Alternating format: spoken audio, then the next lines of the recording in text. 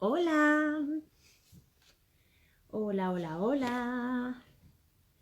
Buenos días, buenas tardes, buenas noches, desde donde nos estéis viendo, cuándo nos estéis viendo. A ver quién anda por aquí esta tarde de miércoles. Veo ya a Inbau Spain preparadísimo, Alejandro. Veo a Diego Orduno, María Arquetín, Sergio Marqués. Bueno, bienvenidos a todos y a todas. Qué alegría, un miércoles más en el Club de Lectura Asimétrico. Hoy es 8 de febrero. Y vamos a disfrutar de una nueva sesión del club. Mira, nos saludan recolectores urbanos desde Málaga. Un besito muy grande para allá. Nerea y Ferran, voy a poner el teléfono en silencio porque como siempre soy yo la que no tiene el móvil en silencio. Bueno, hoy, como ya sabéis, como hemos anunciado, vamos a hablar de este maravilloso libro Arquitectura Atemporal. Vamos a estar con Alejandro García Hermida y Luis Prieto. Antes de Luis, Alejandro, dadme unos minutitos antes de empezar, como siempre, para que los asimétricos, las asimétricas se vayan uniendo al club y vayan entrando a la sesión. Y antes de empezar, como hago siempre y hago todos los días y las sesiones, bueno, lo primero preguntaros qué tal estáis. Espero que todos y todas estéis fenomenal. Contadnos desde dónde nos veis, desde dónde nos escucháis, que a mí siempre me hace muchísima ilusión saludaros a veces al otro lado del mundo. Hay veces que estáis aquí muy cerquita, pero hay otras veces que estáis y nos veis desde partes maravillosas del mundo, más lejanas, y me encanta que el club sea internacional y lleguemos hasta donde podamos. Bueno, lo dicho, como siempre, voy a agradecer a nuestro invitado, en este caso de la semana pasada, nuestro queridísimo Elio Piñón. Estuvimos hablando con él del libro Observaciones elementales sobre el proyectar. Muchos y muchas me preguntáis, bueno, ¿luego se queda grabado y tal? Sí, se queda todo grabado y subido a nuestro canal de Instagram, Ediciones Asimétricas. Ahí están todos los vídeos, podéis disfrutarlos cuando queráis. Yo a veces sé que los directos y la hora a la que lo hacemos pues no le viene bien a todo el mundo, pero bueno, ahí se quedan para que los disfrutéis cuando queráis y cuando podáis, ¿vale? Vamos a ver si ya tenemos a nuestros dos invitados. Hoy veo que está Alejandro, pero no veo a Luis. Voy a mandárselo por privado a ver si nos ve. Bueno, voy a saludar mientras tanto a Mara Scan, veo a Giovanni Gatafi, veo a Red de Maestros uniéndose, veo a Andrea Leal, veo un montón de gente ya. Solamente recordaros antes de meter a nuestros invitados de esta tarde que aquí de abajo en los comentarios y aquí en este simbolito de preguntas podéis trasladar vuestras preguntas para los invitados en este caso de hoy y en general, ¿vale? Vuestros comentarios, si yo que sé, igual ya tenéis el libro en las manos, conocéis el proyecto, en fin, nos hace mucha ilusión. Hola Luis, sí, ya te veo, ahora sí te veo, fenomenal. Bueno, lo dicho, podéis utilizar estas dos, digamos, entradas para poder interactuar con nosotros y hablar con los invitados que son los protagonistas. Pues vamos allá, Alejandro, Luis, es el momento, os mando la invitación para transmitir en directo conmigo. A ver, ¿dónde estás, Luis?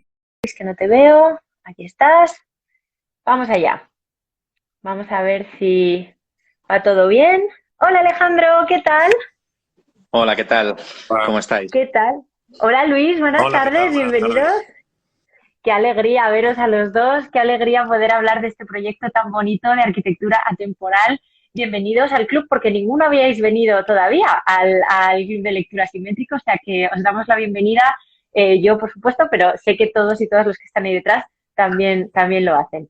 Si os parece, Alejandro, Luis, me tomo un minutito para presentaros a los dos. Yo sé que todo el mundo que está entrando ahora os conoce y sabe quiénes sois, pero por si acaso algún despistadillo por ahí, pues lo comentamos, lo contamos y arrancamos con el libro, ¿os parece? Fenomenal. Vale. Genial, pues vamos allá. Voy a empezar por ti, Alejandro, porque te tengo primero, básicamente. Alejandro García Hermida es doctor, arquitecto y máster en conservación y restauración del patrimonio arquitectónico. Es profesor en la Escuela de Arquitectura de Madrid, UPM, visiting scholar por la Universidad de Notre Dame. Dedica su actividad profesional a la arquitectura y a la construcción tradicionales y a la restauración y el estudio de edificios históricos. Chief Executive Officer de Calam Corporation y director de las iniciativas de Inbau España y Portugal, y alguno de todos estos proyectos que hacéis desde la Inbau, ahora nos lo vas a contar, Alejandro, han merecido premios pues como por ejemplo el Hispania Nostra en 2019 o el Premio Nacional de Artesanía en 2021, y es comisario de esta exposición también de arquitectura temporal de la que vamos a hablar hoy, que por cierto se celebró en Centro Centro en dos versiones. Ahora también, si quieres, nos lo cuentas, Alejandro. Así que bienvenido al club. Y vamos ahora con Luis Prieto. Bienvenido también. Es maestro estuquista artesano, de tradición familiar en oficio, porque es nieto de droguero e hijo de pintor. Se dedica, digamos, a la experiencia profesional en los negocios familiares.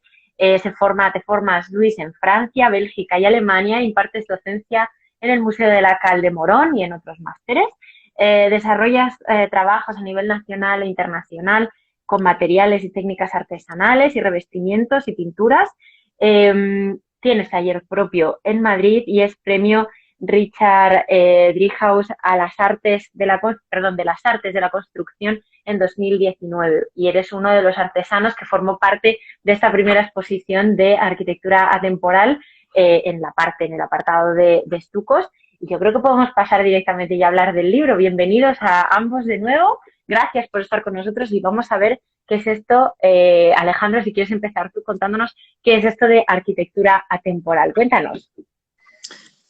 Este libro es el catálogo de esta exposición que comentabas, que recoge el trabajo desde 2012 de un equipo que comenzó a dedicarse a estos temas gracias al apoyo de un filántropo norteamericano, Richard Driehaus, que se interesó por el legado de la tradición constructiva española y determinó empezar a apoyar una serie de proyectos que tienen que ver con ponerla en valor, difundirla, estudiarla aquí en nuestro país.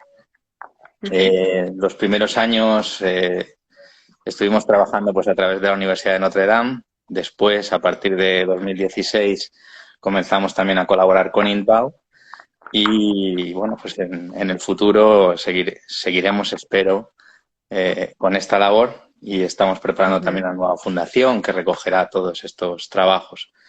Esta exposición, por supuesto, fue posible gracias a Centro Centro del Ayuntamiento de Madrid, que nos cedió aquel espacio para poder presentar el trabajo de aquellos años y estas iniciativas. Y bueno, participaron muchas otras instituciones que bueno, pues nos han apoyado a lo largo de estos años, ¿no? Como el Ministerio de Cultura, el Ministerio de Fomento, que ha ido cambiando de nombre, o la propia Calam que mencionabas antes, a través de la Fundación ECAVA. Y bueno, pues son apoyos que hicieron esto viable. Y contamos en esta exposición, si quieres cuéntanos un poco como comisario, ¿no? Porque tú comisariaste las dos exposiciones. ¿Qué recogían un poco? Porque ahora veremos el catálogo, ¿no? Pero ¿qué intentabais recoger y mostrar con esas exposiciones? Pues esta exposición tenía básicamente como hilo conductor la tradición arquitectónica y como modelo para una práctica contemporánea más responsable, más sostenible. Y constaba de varias partes. Una de ellas se trataba sobre materiales naturales. Había una segunda donde se hablaba de la labor de quienes transforman esos materiales o quienes a partir de esos materiales producen pues todo tipo de trabajos como el de Luis Prieto, ¿no? Trabajos donde pues a partir de la cal, de la tierra, de la madera, de los materiales más sencillos que uno puede imaginarse, pues se crean maravillas. Y había una tercera parte que se dedicaba pues a la composición arquitectónica y urbana a partir de esos métodos tradicionales. y tomando como base pues la ciudad tradicional, lo que sería el Ujú, urbanismo tradicional de calles y plazas, ¿no? Y se ujú, presentaban pues también una serie de trabajos representativos de todo eso. La ujú, selección tanto de el trabajo de los maestros de construcción que se seleccionaron para aquella muestra, como de los arquitectos cuyo trabajo se expuso allí, básicamente lo que tomo como referencia es pues las personas que habíamos ido premiando a través de ujú, estas iniciativas que comentaba antes a lo largo de esos años. ujú. Y por darle paso a Luis, Luis, ¿cómo es esto de trabajar con el estuco? Vamos ahí a entrar ¿cómo es tu oficio? Porque se trataba un poco de retratar esta parte de la exposición, ¿no? Como comentabas, Alejandro, en cómo son esos oficios y cómo se trabaja, ¿no? Cuéntanos un poquito, ¿qué es esto de ser estuquista? Cuéntanos. Bueno, pues es un oficio que ahora quizás haya poca gente, pero en su momento tuvo un gran éxito. Hubo eh, empresas que tuvieron muchísimos trabajadores porque no existía la pintura en lata, por ejemplo, ni Ujú, toda esta industrialización. Básicamente se trabaja con lo que tenemos en el terreno, con la cal, con el yeso, se colorea. ujú, Si quieres ver un estuco, pones la televisión y te sale el Congreso de Diputados y lo ves. Quiero decir, eso es muy, sí, sí, sí, realmente el Congreso de Diputados, como es todo de estuco, pues es muy representativo. En vez de mirar al presidente del gobierno, miras detrás de él y verás las paredes y y ahí verás, lo tienes, ahí lo ¿no? tienes. Y en general está en muchísimos sitios, en el ámbito popular y en el ámbito palaciego, digamos, ¿no? Ujú, Todos los estratos sociales, ¿no? Básicamente es trabajar con materiales que tenemos en la naturaleza, en las cercanías de Madrid, ujú, y transformarlos con un color en una estética, una piel. Al final el estuco quiere decir un poco eso, del edificio, que tiene bueno, una característica a veces marmórea, a veces simplemente de colores, etcétera. También importa el color aquí porque trabajamos con tierras naturales, los colores del entorno también que se están perdiendo un poco por la nueva creación ujú, industrial, ¿no? De la ujú. cual no reniego, pero que quiero decir que me dejen opinar y un poco de hueco. Mira qué bonito, mira. ¿Has visto? Sí, señor, sí, sí. Esos son estucos, sí, efectivamente. Ujú. ¿No? Y la Pues pintura, ¿sabes? Todo. ujú, Dime, dime. ujú. No, no, os iba a preguntar ahora como ya en combinación, ¿no? Alejandro de cara como comisario y tú como artesano, esta cuestión, ¿no? De el título de la exposición y el título del catálogo, esta cosa de la arquitectura atemporal y en este caso, Luis, como comentabas tú, de este oficio con la tierra y con la naturaleza, ¿no? ¿Cómo es esta combinación? ¿Cómo la veis vosotros? Para mí es perfecta. Quiere decir, se ha construido siempre con los materiales del entorno, con un coste Ujú, de transporte mucho más reducido que el que vemos y un consumo energético inferior al que tenemos. O sea, digamos que a mi juicio, es una arquitectura más sana, más humana, que ujú, no tiene, muy al contrario, no tiene su vida agotada. Yo creo que está en ujú, crecimiento. Creo que es el ujú. futuro, sinceramente creo que es el futuro. ¿Mm? Alejandro. Alejandro.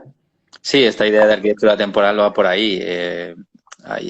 Es muy común que pensemos que hoy en día pues ya no hay personas capaces de hacer determinadas cosas y esto lo oímos con frecuencia. Ujú, Uno va a hacer algo y te pueden contestar, no, esto ya no se puede hacer, ya no es posible hacer este tipo de arquitectura, ya no es posible hacer este tipo de acabados, ya no es posible hacer, y siempre suele ser la excusa de ya no hay nadie que lo haga. ujú, Y realmente eso no es cierto, ¿no? Y una de las cosas importantes de esta exposición era mostrar que realmente esto se sigue haciendo, que todo esto sigue vivo, que solo hay que tener voluntad e interés para descubrir todo un mundo maravilloso que además no tiene fin, ¿no? Y donde pues ujú. poco a poco uno se va metiendo y se da cuenta de que hay mucho más de lo que parece y que efectivamente, bueno, pues sigue siendo tan de hoy como lo ha sido siempre, ¿no? Y por eso lo de la temporalidad. Ujú, ujú. Y en este contexto, Alejandro, te lo pregunto a ti como comisario también que has reunido, ¿qué otros oficios aparecían en estas exposiciones que tienen cabida aquí, aparte del trabajo con el estuco que hace Luis? ¿Qué otros oficios, por poner ejemplos? Y voy mostrando imágenes ahí a cámara. Pues había trabajos de carpintería de varios tipos, ¿no? Desde Ujú, artesonados a trabajos de talla, incluso maquinaria hecha en madera, ujú, como batanes. ujú. Había como molinos también, maquinarias de molinos. Había también Bueno, trabajos del metal, eh, ujú, desde trabajo con el hierro hasta emplomados. Había otros tipos de acabados también, ujú, incluyendo, bueno, pues también revestimientos discontinuos, ¿no? Como los azulejos, ¿no? Y los trabajos ujú. de mosaico. Eh, Había, Este tipo de piezas, como ¿no? aparece en la imagen también, ¿no? Trabajo con fibras naturales como la caña, como el pasto, ¿no? El trabajo de Ujú, Maestro Chocero de Antonio Gandano, que aparece ahí ujú, representado. ujú. Y, y bueno, pues trabajos de albañilería, como bóvedas en ladrillo. eh, Ahí aparece el trabajo de Jordi Domènech. Ujú. Ujú. Y todo esto, este conjunto, ¿no? de artesanos también ha tomado forma o toma forma en esta red de maestros, ¿no? Contadnos qué es esto de la red de maestros. Luis, por ejemplo, que te ve ahí, cuéntanos. Bueno, pues yo es un directorio, yo es el primer directorio que conozco con los profesionales elegidos, muy bien elegidos, quiero decir, no es no es un directorio sin más, sino que están muy bien Ujú, elegidos, donde cualquier persona puede mirar y ver los oficios que existen en España y contar con uno de esos profesionales, llamarle, hablarle, preguntarle. Muchas veces la gente no se atreve o no. Esa excusa que ujú, decía antes Alejandro, no es que ya no lo hace nadie, no, perdona. Mira en este directorio y verás como hay gente que hace adobes, que hace ladrillos, que hace ujú, molinos de viento, que hace cosas impensables y, ujú. y básicamente también es para nosotros una especie de salvamento que nos están haciendo, ¿no? Una especie de recuperación, ¿ves? Ahí vemos el Ujú. mapa. Entonces, obviamente lo estáis viendo al revés, ¿vale? Pero es el mapa de Sí, España para que os hagáis una idea de toda esa red pero bueno, sí, de con un poco maestros. de imaginación vemos España a la derecha. Lo tenéis que invertir mentalmente, bueno, pero para que os hagáis una idea, ¿no? De en qué geográficamente esa red de maestros, cuánto de extensa y de poblada también está, ¿no? Perdona, Luis, sigue, que te he cortado. Sí, sí, efectivamente, que bueno, pues yo querría que fuéramos muchísimos más, pero ya estamos, hay bastantes y cada día hay más, porque estoy viendo que esto no va hacia a menos, sino que va hacia más permanentemente, Ujú, y que ahí estamos todos representados y que cualquiera puede consultar y llamar y ver lo que producimos y lo que hacemos, ¿no? ujú. Eso sería básicamente. Esta, esta red de maestros, pregunto así, quiero decir, ¿estáis en contacto? ¿Se pueden ver algunos trabajos en algún sitio concreto? ¿O o sea, aparte de esta exposición, obviamente, ¿no? ¿Cómo se materializa esto y dónde podemos acceder? Para decirlo y que esta cosa de que no lo hace nadie ya se deje un poco atrás, ¿no? Yo mismo, bueno, en la propia web, la web de Red de Maestros, pues aparte hay iniciativas, tenemos unas jornadas que realizamos hace poco visitando talleres de maestros vidrieros como Betraria en Segovia, Ujú, visitamos Toledo, hubo muchísima demanda, muy concurrido, muy interesante. Yo ujú, mismo hice un paseo viendo la ciudad, o sea que paseamos por una ciudad pero no sabemos cómo están hechas sus casas, ni cómo están acabadas, ni nos fijamos en ello, ni nos interesa realmente, ¿no? A la ujú, mayoría de la ujú, población, ni vemos sus colores. No sabemos que las tierras están también en las fachadas de la ciudad. Y aparte hay ujú, muchísimas otras iniciativas, una beca que se da para tener un aprendiz, una cosa muy interesante, ¿no? Que yo mismo ujú. he disfrutado Bueno, y muchas otras que Alejandro te puede contar, un poco. A eso iba ahora. Alejandro, cuéntanos más de estas iniciativas, no solo de la red de maestros, quizás hasta de la INBAU, ¿no? Porque quizá hay gente que no conoce que existe bien esta organización, ¿no? ¿Cómo os planteáis este tipo de cosas y de iniciativas desde la INBAU? Pues Inbound es una red internacional básicamente que comparte, de personas que comparten estos intereses y funciona como tal red para conectar a la gente. Y bueno, pues dentro de esta plataforma, proyectos como la red de maestros además amplían ese mensaje para llegar pues a todas las personas y pequeñas empresas que siguen manteniendo vivos estos oficios. Como decía Luis, basta entrar a la web para ver esos trabajos y comprobar la calidad de lo que se está haciendo hoy en día. Pues de trabajos de cantería hasta, bueno, trabajos de todo tipo, ¿no? Incluso cosas que en ocasiones ya solo sabe hacer una persona, y esto también habla de la emergencia de este tipo de cosas y la necesidad de estas actividades y de publicaciones como esta. Hay oficios que se nos van y que estamos que siguen existiendo, como decía antes, pero que realmente necesitan que reconozcamos que siguen existiendo y que contemos con ellos. Y bueno, pues serían muchos los que podríamos nombrar, pero aparecía antes ahí el trabajo de Antonio Gandano y eso es un buen ejemplo. Realmente, pues ese tipo de labores, cuando se conocen y una vez se conocen, esas personas que siguen manteniendo vivo ese conocimiento tienen trabajo, eso es seguro, ¿no? Y tienen además trabajo de calidad y con encargos muy interesantes. Porque realmente, como hablábamos antes, pues son muy atractivas, perfectamente válidas hoy y como decía Luis, muy saludables y muy humanas. Sí, o sea, casi cercanos a la eficiencia energética en todos los sentidos, ¿no? Hablabas, Luis, casi de la cercanía, ahora se habla de arquitectura de cercanía, ¿no? Pues esto ha sido siempre así, en los pueblos siempre se ha trabajado con lo que uno tenía al lado, ¿no? No se va uno a buscar otra cosa que hay que transportar, que aparte por el tiempo, ¿no? Que había que dar soluciones.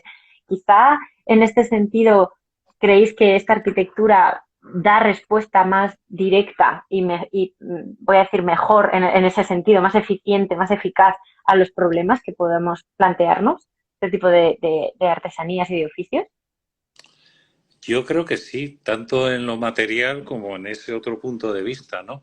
Un oficio siempre es algo complejo, está muy lejos del trabajo rutinario. Es entretenido en sí por su propia complejidad. Hay que aprender mucho, hay que evolucionar, nunca se para de aprender, o sea, no tiene fin. Yo tengo muchísimas cosas, me voy a morir sin saber muchísimas cosas que quiera saber sobre mi propio oficio, quiere decir, ¿no? Es una... luego viajo y veo que con los mismos materiales en otros sitios pueden llegar a otros resultados, otro tipo de estéticas, ¿no? Estéticas también son muy interesantes, ¿no? Siempre lo han sido. No conozco a nadie que se venga de turismo a ver las afueras de una ciudad y recorren el centro histórico de las mismas, que están construidos con estos materiales, ¿no? Es decir, ¿cómo podemos pensar que todo eso de repente puede desaparecer? No, yo no me lo creo. O sea, tendrá unos periodos como los actuales, pero resurgirá siempre, ¿no? De hecho, lo seguimos usando. ¿Qué es un pladur? Pues es un yeso y una celulosa, ¿no? Transformados un poco insulsamente, pero mucha gente joven no tiene... simplemente es que no sabe qué hacer. Están ante una duda tremenda, tanto por edad como por... Y estarían muy dispuestos a poder entrar en estos oficios si supieran realmente qué son y cómo se desarrollan y para qué sirven. Mucha gente los usaría, los compraría si los conociera mejor, claro.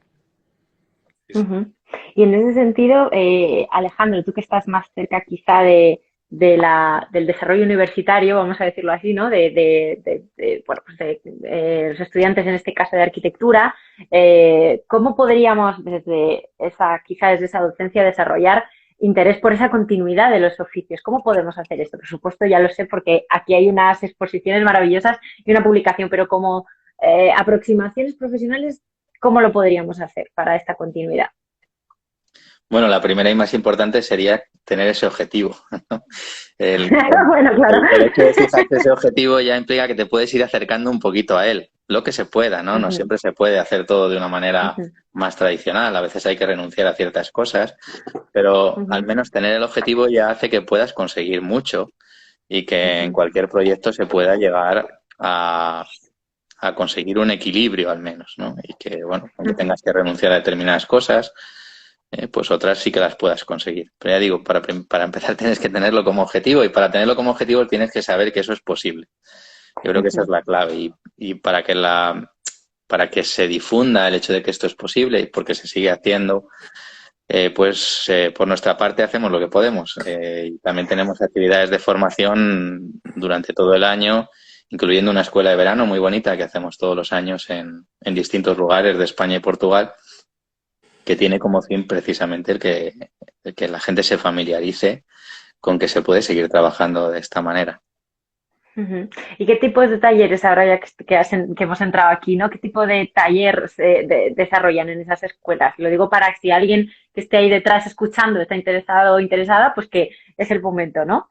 ¿Qué tipo de actividades o de acciones? Esas escuelas de verano son escuelas de verano de diseño arquitectónico y urbano, básicamente, donde primero se estudia la tradición de un sitio, cómo son las calles, cómo son las plazas, cómo son los edificios, y después, básicamente, se hacen nuevos diseños que toman eso como punto de partida, que aprenden de esos precedentes. Están ligadas luego a toda otra red de escuelas de verano que desarrollan tanto otras ramas nacionales de INTBAU como otras instituciones afines, ¿no? Que también se interesan por la continuación de la tradición y que bueno, pues van trabajando en esta dirección. Y tenemos también talleres que en la propia exposición, en el marco de la exposición, y aparece también reflejado en el catálogo, se hicieron una serie de talleres, tanto demostraciones como talleres más prácticos, en los cuales participó el propio Luis. Tú, si no recuerdo mal, de hecho, impartiste 2 talleres en el marco de la exposición. Uno que fue sobre la cal, el encalado propiamente dicho, ¿no?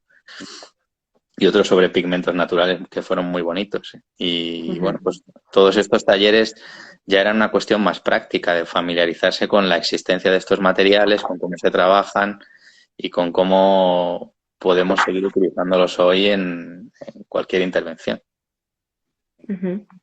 Pues ya que lo has contado así, Luis, cuéntanos cómo fueron esas experiencias con la cal y los pigmentos naturales, porque yo recuerdo pintar con cal, bueno, en fin, con familias de Toledo, pues yo recuerdo pintar con cal todos los veranos el patio, el patio de mi abuela blanco, ¿no? ¿Cómo es ese trabajo con la cal y con los pigmentos? Cuéntanos, Luis. Bueno, efectivamente, muchas veces evocan nuestra infancia, evocan tiempos pasados, pero son todas muy útiles actualmente, ¿no? No sé por qué con este virus que nos atacó aquí a todos no encalamos más. Siempre se ha hecho históricamente encalar para matar a esos bichitos, A los virus. etcétera, ¿no? La cal es un producto higiénico. Solo el olor que produce, un olor a limpieza cuando se encala, ya es impresionante. No te lo puede dar una pintura plástica ni un producto contemporáneo, ¿no? A la gente lo de encalar le gusta. Yo noto que les gusta. O sea, les das la cal, les das un poco de color, empiezan a dar en la pared y... no sé, yo creo que como venimos todos de Altamira en el fondo, pues eso Nos gusta esto, ¿no? Sí, nos gusta eso de las paredes y de embadurnar y esto y lo otro, ¿no? Y el color siempre es algo... fíjate que el color lo vemos a diario en todo, pero no, tú ves y no sabes si es un color sintético, de dónde vienen los colores, ¿no? Entonces a la gente le explicas que vienen del terreno, que lavas la tierra... ¿Qué es? Que lavas la tierra y que obtienes una materia colorante y es como, pues la gente creía que el pollo nacía asado, ¿no? El pollo tiene plumas y corre en los corrales. Pues el color es algo parecido. Está en la carretera cuando vas en coche. Estás viendo las tierras que luego se utilizan, se lavan, se mezclan con cal o con cualquier otra materia, ¿no? Y Luego es una cocina. Es una cocina. Efectivamente. Lo pongo en pantalla para que sepamos de dónde vienen todas estas cosas de las que hablamos. Que Claro, hay una los parte materiales, ¿de dónde vienen los claro, materiales? ¿Dónde está el yeso? de dónde ¿Dónde vienen, está ¿no? la piedra caliza? ¿Dónde está...? Y claro, luego pues le echamos un poquito de harina o le echamos un poquito de miel o le echamos algo así y obtenemos otras pinturas de otra manera y siempre hemos pintado así. No, nunca no. Las pinturas contemporáneas muchas veces vienen del Golfo Pérsico, ¿no? Del petróleo de ahí o del petróleo de la Conchinchina, pero no tenemos la relación directa, ¿no? Podemos pintar lo que tenemos alrededor, con lo que hay en el mercado, también podemos pintar. Eso es esto es para animar a la gente, ¿sabes? Claro que sí, claro que sí. De hecho, yo os iba a preguntar también a los dos que tú, Luis, porque ya lo eres artesano, pero Alejandro, tú y yo por lo menos supongo que te pasa igual, que estás todo el rato casi pegado a la pantalla, estás constantemente, ¿no? Ahí pegado a lo digital, ¿no? ¿Cómo es esto de cambiar y empezar a trabajar con las manos? Luis, tú si quieres también cuéntanos esa experiencia, ¿no? Porque ¿cómo es esto de trabajar con la tierra, con los materiales? Porque y ya se ha perdido gran parte de esto, ¿no? Hasta en arquitectura hemos dejado de dibujar a mano, en muchas escuelas ya casi no se dibuja a mano y ya todo se trabaja desde el ordenador. ¿Cómo es este cambio en la morfología del trabajo? Contadme. Bueno, yo es que no he tenido cambio realmente, o sea, yo sí No, tú no, manos, tú ninguno, entonces, claro. a lo mejor tenía que ser otra persona que te pudiera decir, ¿no? No sé, para mí es que es imprescindible. Yo no podría concebir la vida sin trabajar con las manos, ¿no? Bueno, me adaptaría, pero no digo que me costaría muchísimo, ¿no? Trabajar de esta manera. Y tú, Alejandro, que has podido quizás sufrirlo o incluso ver a personas que se dedican diariamente a esto de lo digital y de repente empiezan a manipular. ¿Cómo es este cambio? Sí, yo creo que lo importante es que ambas opciones existan y que una no desaparezca abrumada por la otra, ¿no? Esa es la clave. Que realmente uno pueda seguir manteniendo la capacidad para elegir, también un poco en función de sus habilidades y sus capacidades, sus intereses, ¿no? Que el problema es cuando hay una parte del trabajo que puedes hacer que está velado, que no lo encuentras, que piensas que no existe. Pero realmente, bueno, pues son opciones que están ahí, que como hablábamos, bueno, pues que tratamos en la medida de lo posible de ponerlas de relieve. Y lo que decías del trabajo nuestro como arquitectos también, tener mucho de manual muy a menudo, ¿no? Y de hecho en esas escuelas de verano que eran de diseño, de las que hablaba antes, todo se dibuja a mano. Y es realmente, pues, muy bonito de ver y muy bonito, pues, ver a todos disfrutar haciéndolo durante esos días, porque ni siquiera nosotros profesionalmente tenemos ocasión de hacerlo con la frecuencia que uno podría suponer. En realidad, pues el mundo digital, ¿no? Nos va poco a poco nos va comiendo. Dominando para lo bueno y para lo malo, ¿no? Con sus ventajas y con sus inconvenientes. Desde luego, desde luego. Y por hablar quizá de otros, de algún oficio, no sé, ¿cuál es la sorpresa quizá que mayor os habéis llevado con un oficio? Aparte, por supuesto, en este caso el tuyo, Luis, ¿no? El del estuco, ¿qué otras manipulaciones de materiales os han resultado lo más mágicas o sorprendentes en esa transformación y desarrollo? Pues a mí una cosa que me ha llamado mucho la atención, por desconocimiento mío previo, es que nos hayamos encontrado, haciendo la red de maestros, nos hayamos encontrado con todavía 4 familias que se dedican a la fundición de campanas en España. Y que viven de la fundición de campanas y viven bien y exportan a todo el mundo, ¿no? Este tipo de cosas pues te sorprenden porque piensas que ya no hay un mercado para eso y sin embargo resulta que por supuesto que lo hay, ¿no? Y bueno, pues esas sorpresas te las llevas de vez en cuando. ¿Y tú, Luis? Pues muchísimas cosas permanentemente, ¿no? Hace poco he descubierto que se pueden hacer instrumentos musicales de piedra, ¿no? Como órganos y otros flautas de piedra, ¿no? O sea, eso no tenía ni idea. ¿En serio? Mira, esto no lo sabía yo. ¿En serio? Un amigo mío, pero es que funcionan, perdona. O sea, es que son reales, existen, ¿no? o la gente que hace los molinos de viento, los propios arcos, ¿no? Para mí el arco, las bóvedas de ladrillo siempre es algo mágico, algo que flota en el aire, es puro ingenio humano, pura geometría, ¿no? Es que son todos muy interesantes, realmente es que no creo que haya un oficio que no tenga interés, es que es de verdad, todos. ¿Eh? Sí, porque La gente que trabaja el esparto, la fibra, los artesonados, fíjate el artesonado tan español, ¿no? Tan de aquí, ¿no? Que bueno, no sé si es que todos tienen algo. Todos te sorprenden, como yo. Todos voy a sacar aquí un poquito esto que estábamos hablando ahora mismo, ¿no? Yo creo que al final, bueno, este en concreto que lo estaba buscando yo y no daba con él, ¿no? Que es impresionante. Realmente en la exposición, Alejandro, como comisario también, ¿cómo ha sido ese montaje de todas esas piezas? Porque claro, trasladar todo, montar, era realmente impresionante. No sé si alguien aquí detrás que nos esté escuchando estuvo en la exposición en ese momento, pero eran unas piezas a escala real, a escala 1:1, ¿no? También ese esfuerzo por no hacer una maqueta pequeña de una cubierta de choza, no, traemos la cubierta y la montamos con diferentes tipos de fibra, ¿no? Era realmente impresionante las piezas. ¿Cómo fue ese proceso? Pues tanto el diseño de la exposición como la coordinación del montaje, de ello se ocupó mi hermana Carmen García Hermida, que ella es diseñadora de interiores, y estuvo trabajando allí con la empresa Intervento. Y fueron un reto, como dices, porque bueno, el hecho de que fuera además la exposición en la sede del ayuntamiento, pues también impone unas limitaciones en cuanto a pues, medidas de seguridad, cosas de este tipo. Y recuerdo aquello como un espectáculo muy bonito, ¿no? Esto que bueno, pues momentos como cuando llegó pues Antonio Gandano con esa camioneta cargada de distintas cañas, de distintos pastos, ¿no? Y estábamos allí, pues, todo un batallón de gente descargando fardos de paja en mitad de Madrid. En mitad de Madrid, claro, se formó un revuelo, porque ya, incluso esos materiales ya resultan como algo exótico. Como raro, ¿qué hacen aquí, no? ¿Qué hacemos aquí con esto? Y bueno, lo mismo un poco con todo, ¿no? Había cosas más fáciles de montar y otras más complejas, pero muchas cosas se hicieron in situ para la propia exposición, como bien decía, ¿no? Como las bóvedas y todo esto.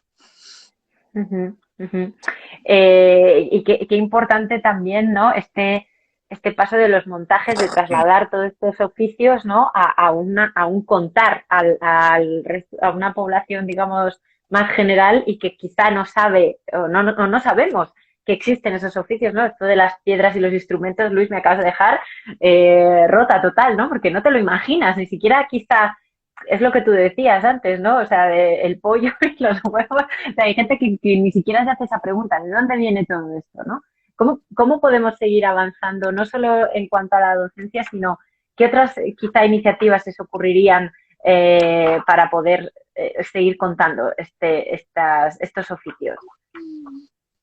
Yo creo que es la formación, sobre todo. Quiere decir, la formación de la gente joven, la transmisión, realmente la transmisión de los conocimientos a los que vengan. Bueno, ahí sí que los gobiernos pueden influir desde un instituto de cualificaciones, redactando el oficio, archivando. Realmente, mira, cuando se muere un artesano único, se muere todo un conocimiento con él. No tenemos un maestro ya para hacer colores, por ejemplo. No queda ninguno, es un oficio extinguido. Y yo todavía conocí uno de joven, ¿no? Y no, pues ahí se han perdido muchos secretos. Y es uno. Hay otros muchos oficios que están desapareciendo. Muchísimo. Aunque vemos que se puede recuperar, pero hay cosas que realmente no se podrán recuperar jamás. Entonces hay que archivar eso, hay que guardar esos conocimientos y transmitirlos. Eso sería lo que hay que hacer. Lo demás va a venir solo, ¿eh? Lo demás va a venir solo porque lo sé yo. Tengo mucha confianza yo. Digamos que son también especies en peligro de extinción, ¿no? O sea, y qué bonito también poder recuperarlo a tiempo, porque claro, es lo que decía, si desaparece, ¿quién lo cuenta? ¿Quién lo va a contar, no? Claro, claro, efectivamente. Poder es un poco también de sensibilidad, ¿no? Si en cierta manera Ujú, muchos de estos oficios están muy relacionados con la estética, ujú. que realmente Sí, es algo muy importantísimo en el ser humano. Si no, no hubiéramos pintado bisontes, ¿no? O sea, quiero decir, la estética forma parte es algo todavía difícil de definir en muchas ocasiones, pero que forma parte de la aventura humana. ujú, Y bueno, hay que seguir insistiendo, ¿eh? ujú. Queda Pero mucho tam- que hacer, sí.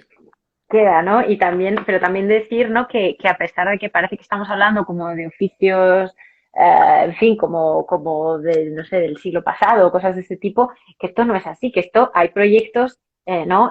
Alejandro, puedes hablarnos también de esto, ¿no? De proyectos de arquitectos y arquitectas actuales que se están utilizando y que se están poniendo en valor, ¿no? Y eso es muy importante. ¿Cómo ves esta situación actual?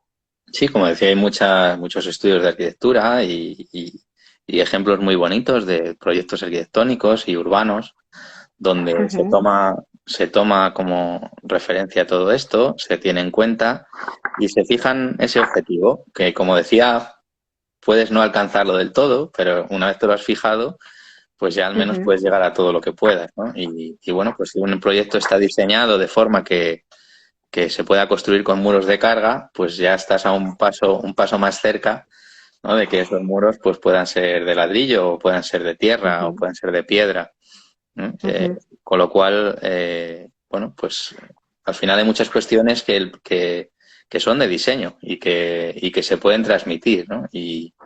Y bueno, como decía Luis, la formación es clave, ¿no? Que esto esté en la formación. Porque una vez esté en la formación, pues dejaríamos de pensar que la sostenibilidad es una cosa de gadgets tecnológicos muy complejos, que a Ujú, su vez son muy insostenibles en sí mismos, ¿no? mm, Y que es una cosa de, al final, una racionalidad sencilla en el uso de determinados materiales y determinadas formas, ¿no? Y que ujú, tampoco es muchas veces algo muy complejo, sino que a veces está en lo más sencillo, realmente. ujú, ujú.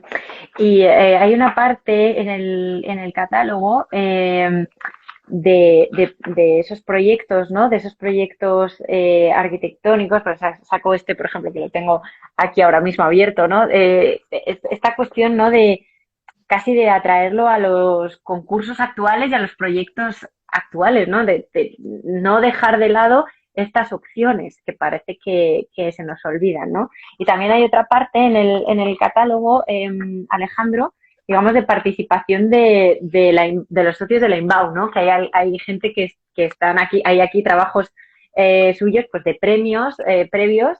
Cuéntanos un poco esta parte también. Sí, como decía, estas iniciativas están vinculadas con esta red internacional y Ujú, bueno, y esta red internacional pues está compuesta por ramas que desarrollan su trabajo en distintos países del mundo. Y bueno, ujú, cada uno de ellos pues con su propia tradición y con también su situación particular, ¿no? Pues obviamente lo que se necesita en Pakistán pues no es lo mismo que se necesita en España o lo mismo que se necesita en ujú, Estados Unidos. Y ujú, son pues situaciones y mercados de la construcción diferentes donde pues hay tradiciones y conocimientos que están en mejor situación y otros que están en peor situación, ¿no? Y que encuentran otras ujú. dificultades diferentes. Pero en todo caso, bueno, pues es una forma de estar en contacto con gente que tiene una afinidad clara en su interés por estas cuestiones y por mantener vivo este conocimiento bueno, que es irrecuperable y que tendríamos que investigar muchísimo para poder llegar o acercarnos a esto que decía antes Luis de haber perdido el conocimiento de una persona que prepara colores. Bueno, pues cuánto hay que investigar para llegar a acercarnos a lo que esa persona había ido recogiendo de tantas generaciones y de repente lo hemos perdido. Claro. Ese es el problema, ¿no? De la transmisión que decíamos antes, ¿no? Porque, por ejemplo, en tu caso, Luis, este oficio del estuco, en tu caso particular, ¿cómo lo estás transmitiendo? Entiéndeme la palabra, ¿no? ¿Cómo se va a suceder este, o bien tu taller o el trabajo que Bueno, puedas no, hacer? bueno, aparte de la gente que trabaja conmigo, que lógicamente aprende, en este caso hay una beca, se llama Beca Donald Gray, que es una Ujú, beca para un aprendiz. Yo tuve un aprendiz que me enseñó mucho, Es una cosa Ujú. así, pues. A veces uno aprende con la gente, no Ujú, comparte, etcétera. Seguimos trabajando juntos, curiosa, curiosa. ujú, Y entonces, pues bueno, eso es un sistema muy bueno, quiero decir, el sistema de del aprendiz, ¿no? ujú, Se debería contemplar también en la legislación. Quiere decir, han desaparecido esos contratos de aprendizaje, todo eso ya no existe. A lo más es las prácticas minúsculas que se pueden hacer en una empresa o el becario famoso, ujú, pero el ujú, aprendizaje se debería contemplar de nuevo. Es un sistema muy bueno, ujú, de verdad. ujú. Sí, porque además el oficio de lo que hablabas antes, Luis, también es aquel que se aprende con el tiempo y nunca se deja de aprender con él, ¿no? Y es que un oficio son muchas cosas, no solamente conocer la técnica del material, sino también el cliente, ¿no? Ujú. Madre mía, lo del cliente es un capítulo muy difícil. Hablemos del cliente, Luis, cuéntanos. El mundo ideal sería un mundo sin clientes, de verdad. O sea, yo sería feliz si no hubiera clientes, ¿no? Pero bueno, tenemos que tenerlos porque es obligatorio vivir, pero que no, que existen muchas otras circunstancias, adaptarse a Ujú, comprender a los demás. El trabajo te enseña a ujú, comprender a los demás, los gustos de cada uno, las ujú, maneras de... Al final estamos rindiendo un servicio, ¿no? Con nuestros ujú, materiales, de esa manera, ¿no? Para gustos hay colores, ¿eh? ujú. Es decir, para empezar. Sí, no, Esto es desde totalmente luego. real, te lo puedo decir. Pero estar al servicio también en gran parte, en gran medida, es escuchar, ¿no? Es saber escuchar las necesidades del que está o de la que está detrás, ¿no? Claro, claro, quizás no han jugado a favor los tiempos últimos, ¿no?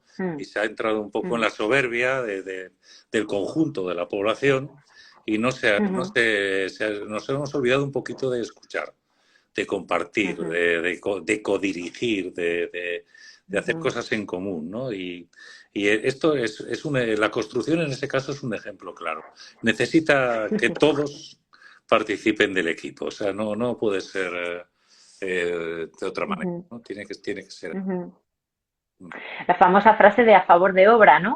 O sea, hay que trabajar a favor de obra. Claro, En este claro, caso, claro. no puede ir cada uno por su lado, es imposible. También el trabajo del arquitecto es así, ¿no, Alejandro? O sea, cuando uno hace una obra no puede ir uno Tiene que haber alguien por que, un lado y el otro. obviamente, sí, sí. Es un equipo, Sí, Ujú, claramente. y es clave, como decís, el escuchar a los que hacen las cosas, ¿no? Bueno, pues saber coordinar y empujar para que las obras vayan en esa dirección en la medida de lo posible, como digo todo el tiempo. No recalco eso porque no parezca que esto es una utopía, ¿no? Que realmente, bueno, pues ujú, hay veces que no se puede llegar a todo, lógicamente, ¿no? ujú, Pero bueno, pues todo proyecto siempre te trae muchas alegrías también y las que no consigues por las que consigues, ¿no? Hay cosas que realmente resultan muy bonitas y la mayor ujú. parte de veces cuando algo resulta bien es porque todos se han coordinado bien en esa obra, ¿no? Y la persona que lo hace, la persona que dirige la obra y todos los intermediarios que hay ahí, pues se han entendido para hacer algo, ¿no? Ujú, Incluido el ujú. cliente, como decía Luis. Incluye el cliente, claro que sí. Porque al final, bueno, pues todo es un trabajo en equipo, hasta en este caso, ¿no? Hacer un libro, este mismo libro que hoy tenemos en nuestras manos, es un trabajo totalmente de equipo. O sea, no es que uno haya ido por ahí y otro, no, o sea, este trabajo que hay aquí detrás intervienen muchísimas personas. Luego al final que no se nos olvide agradecer a todos, Alejandro, que es muy importante también, ¿no? Pero al final la coordinación, los proyectos a veces tienen sus propios tiempos, porque por mucho que uno empuje, pues no, cada cosa tiene que ir a su tiempo, ¿no? Y bueno, yo creo que al final el oficio también te da, ¿no? Luis, tú esto también nos puedes hablar, cada material, cada técnica, cada cosa lleva su tiempo, no podemos tampoco exigirle una rapidez que no va a tener, ¿no? Claro, por eso se aprende mucho, porque actualmente las cosas con un botoncito de un ordenador o de otra manera parecen muy rápidas, ¿no? Hemos Ujú. llegado a la Luna y a Marte y tenemos que esperar pacientemente que la cal carbonate y es lento, ¿no? Y es así, pero va a durar muchísimo más tiempo que el ordenador y que todo lo demás. Entonces ahí nos enseña a tener paciencia. Los trabajos tradicionales nos enseñan a cultivar la paciencia. Eso es verdad. Sí. Pero eso también es muy bonito, ¿no? Esta cosa de entrar en otros tiempos y en otras temporalidades Claro, que claro, tenerlo ya, ¿no? claro, He hecho un pedido hoy y mañana, bueno, que mañana, esta tarde lo tengo en la puerta de casa, ¿no? claro, claro, claro, claro. Sí, sí. Este libro es muestra de ello, ¿no? Precisamente. Mira, aprovecho para decirlo, ¿no? Para comentarlo también, que el propio libro aquí, desde Ediciones Asimétricas, hicisteis un trabajo muy bonito de la elección de los materiales, que fuera todo, que tuviera esta imagen artesana también, pero que además fuera artesano y que estuvieran cosidos a mano y todo esto, bueno, obviamente también pues hubo que tener paciencia porque había que coser todos los libros, ¿no? Y esto es Mucha así. paciencia. De hecho, igual hay gente que nos ha preguntado, oye, he recibido mi libro y el libro está roto, le falta el lomo. No, no está roto. El libro está muy bien. Se tomaron estas decisiones precisamente pensando en el contenido que tenía el propio libro, ¿no? Pensando en que se vieran los materiales y la artesanía del oficio de hacer un libro. Aquí podéis ver perfectamente el hilo cosido, se pueden ver la numeración de los pliegos para que todo el mundo vea que están en orden y que nadie se ha equivocado, se puede ver perfectamente el canto, ¿no? de la ceja, de que no hay ceja en el libro, ¿no? Que está el bloque perfectamente cosido. O sea, hay cosas bueno, que queríamos también apoyar esta idea del oficio, ¿no? Y el libro, la edición y la edición también es un oficio en cierta manera, ¿no? Y de hecho, lo que estás diciendo, Alejandro, es que estos libros se han cosido a mano, literalmente a mano, y además llevan un hilo de color, etcétera. Quiero decir que hay muchas decisiones que se han tomado en, en pro de contar mejor este contenido del libro, ¿no? Y yo creo que esto también, intentar ponernos a favor de la obra, en este caso, que era vuestros trabajos, ¿no? Luis, el tuyo como artesano y el de los demás artesanos también,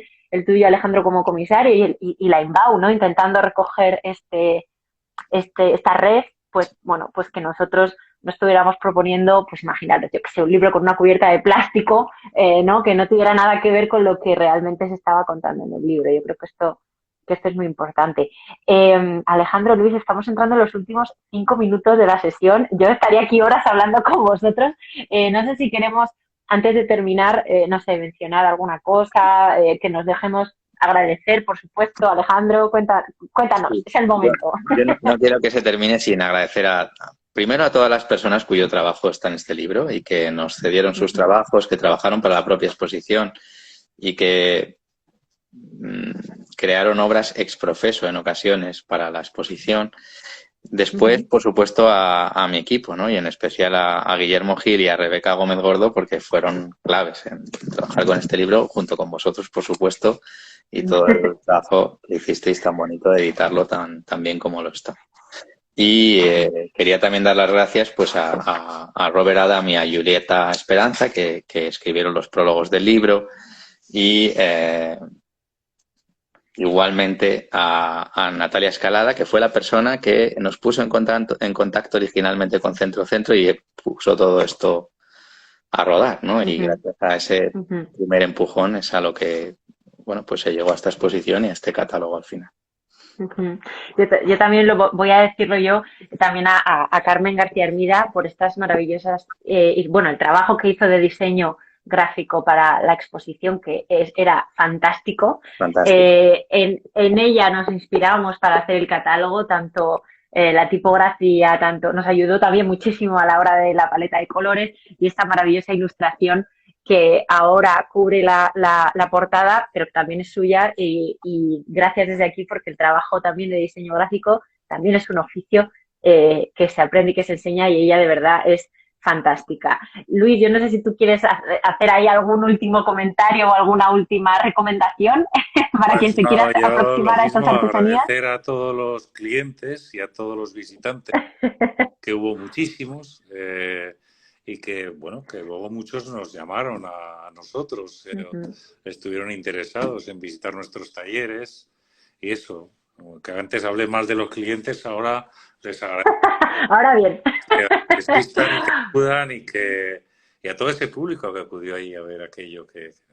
Ujú, ujú.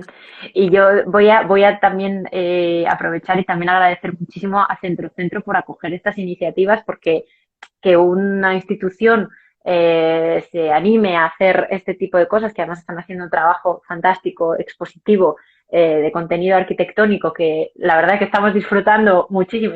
Claro, barremos para casa, pero es que yo creo que se está haciendo muy bien desde esa posición, y lo tenemos que agradecer, porque yo creo que ahora mismo está siendo un punto neurálgico cultural totalmente vivo, y que está cogiendo iniciativas maravillosas, ¿no? Así que desde aquí también nuestras mayores agradecimientos para ellos y para todo ese equipo. Pues Alejandro, Luis, llegamos al momento final del club. Yo quiero agradecer a todos y a todos los que habéis estado ahí detrás, escuchándonos esta tarde y compartiendo este ratito con nosotros. El libro está disponible, sí, en nuestra web, ya lo sabéis, pero también en librerías. Por favor, id a las librerías a comprar los libros, porque, como digo, siempre son nuestras mayores aliadas, son compañeras de aventura en esta locura editorial de publicar libros, y son maravillosas, son espacios que, bueno, que detrás de un libro viene otro. Así que id con la cartera bien preparada, porque es maravillosa la experiencia. Luis, Alejandro, muchísimas gracias a ambos. Ojalá podamos seguir viendo más trabajos, vienen exposiciones, no sé si hay algo que quieras hacer spoiler, Alejandro, de alguna iniciativa de la Inbau que podamos ver pronto, no lo sé, ahí te lo dejo. ¿Hay algo por ahí que puedas contar, o todavía no se puede? Bueno, yo creo que lo mejor es que la gente se suscriba a los boletines estos que mandamos todos los meses de noticias. Basta con entrar en la página de Inbau España y ahí se mantendrán informados, porque realmente es que pasan muchísimas cosas todo el año, de cursos, de concursos, de becas, y no me voy a centrar en ninguno en particular. Pero bueno, sí que animo a la gente que si le gustan estas cosas, que se apunten. Pues todas a las redes. También hay una red, de hecho está ahora mismo conectado desde la cuenta de Instagram de Inbau Spain, ahí lo tenéis también todo. Id a la web, por supuesto, visitad también la página de Luis y vemos su trabajo. Y yo igual te mando un email a ver si se puede visitar ese maravilloso taller, ojalá se pueda, porque a mí estas cosas me parecen... Sí, ¿no? O sea, bueno, pues entonces yo ya me voy feliz y contenta. Pues muchísimas gracias a ambos por estar con nosotros y con nosotras esta tarde. Os mando un abrazo muy fuerte, cuidaos mucho, y nos vemos aquí la semana que viene con más club, más libros y más de todo. ¿De acuerdo? De acuerdo. Muchísimas gracias a todos, y gracias a los que estáis en casa también. Adiós. Muchas gracias, chao.